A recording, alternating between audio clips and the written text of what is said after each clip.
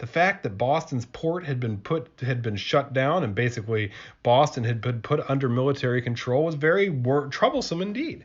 Would this happen in Virginia? Would this happen in Georgia? Would this happen in the other colonies? So they started writing to each other. They formed committees of correspondence, writing to each other about the concerns. Now, these were gentlemen. They were lawyers. They were farmers. They had seen these kind of lower class and working men in Boston form the Sons of Liberty and go out and spontaneously react to British taxation through violent street protests. This wasn't the most proper way to protest the British. At least that's what the leading gentlemen of the colonies thought. John Adams, George Washington, these were people who thought differently. John Hancock's another example. These were important patriots, and they thought that a more measured response was in order. And they started drafting up resolutions to send to Britain, asking that they, frankly, just asking basically that they not be taxed without their consent, right?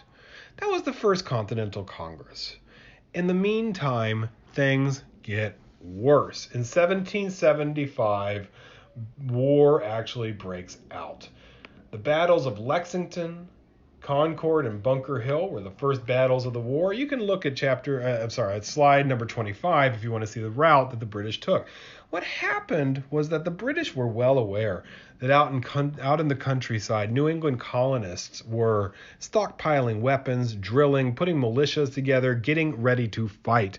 And they thought the best way to prevent violence would be to take the guns and the weapons and the ammunition away from the American colonists.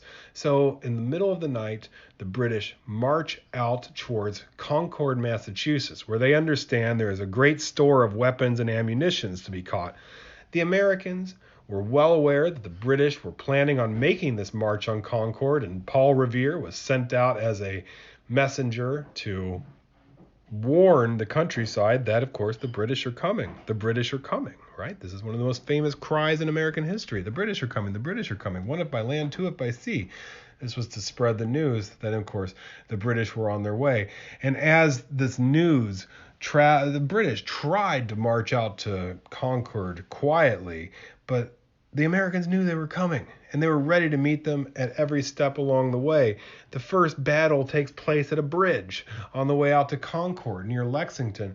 The British arrive, a large contingent of the British Army. They see a few Americans, farmers, mustering together in the early morning fog. The British tell them to disperse. Actually, the Americans do start to go home. The British were convinced that the Americans were cowards. After all, the Americans had not exactly proven themselves the most worthy of soldiers during the French and Indian War. So the British are telling these Minutemen, these farmers with guns, to go home, to leave them alone. And actually they started leaving. But again, just like in the Boston Massacre, a shot was fired. That shot is met by more shots. Chaos, fighting breaks out. Some Americans are dead. More British are dead. The British have lost their cover. They break out fife and drum and they march on to Concord. As they march towards Concord, they intend to capture once and for all those weapons and ammunition that the Americans are storing. When they reach Concord, there's a real battle. The Americans turn them back. It turns out the Americans are not quite as unable to fight as perhaps the British had thought that they were. And in fact, the British are outraged by the way that the Americans are fighting. The Americans know the land better. And the British say that as they were marching towards Concord, the Americans are firing at them from behind every fence post, from behind every wall, using guerrilla tactics to advance to stop the advance of the British. And not only do they stop the advance of the British and prevent them from capturing the weapons cache at Concord, they turn the British around.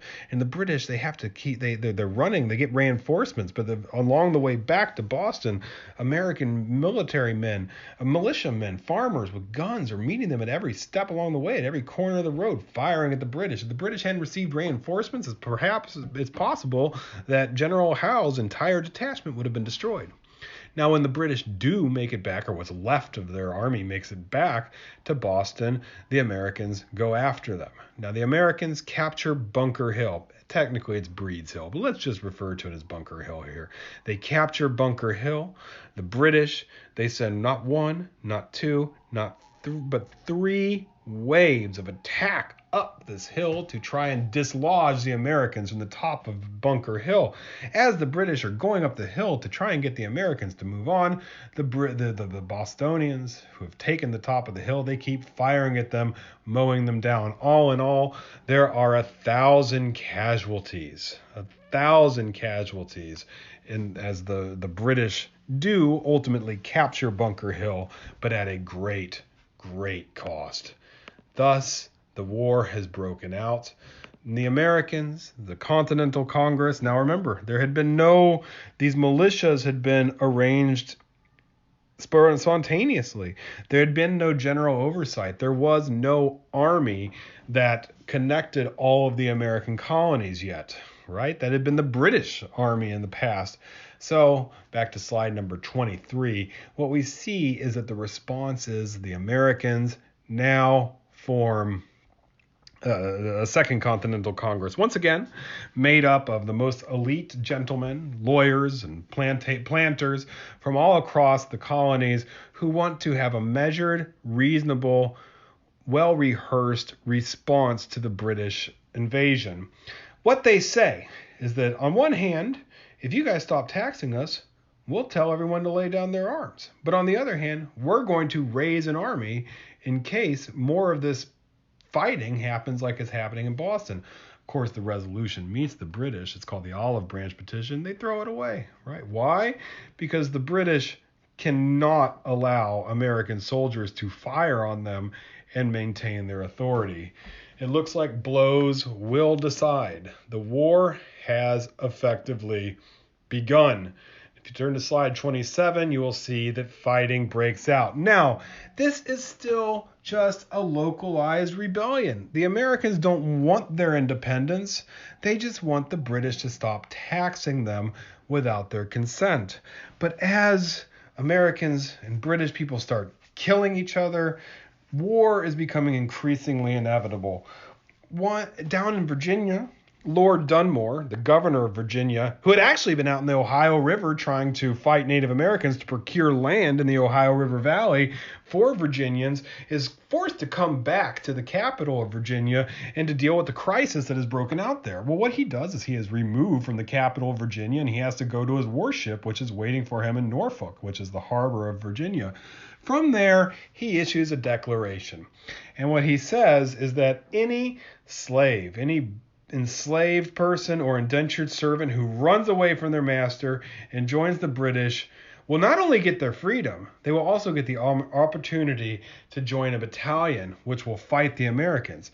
I shouldn't probably have to, you probably wouldn't be too surprised to learn that many African Americans run away from their masters and join the British Army. In fact, the British muster these black runaways into a unit referred to as the Ethiopian Regiment. Yeah, I know, it's not the greatest name. But that Ethiopian regiment then goes and fights the Virginia colonists who have formed militias. Unfortunately, the so-called Ethiopian regiment is absolutely decimated because they didn't have discipline, and also smallpox broke out amongst them. Smallpox is still not spread to all populations at that point, and the Virginia militia had more protection against smallpox than the Ethiopian regiment did. And the Virginia militia was able to defeat them. But this is interesting that the first fighting in the American Revolution in Virginia was actually done between planters and their former slaves.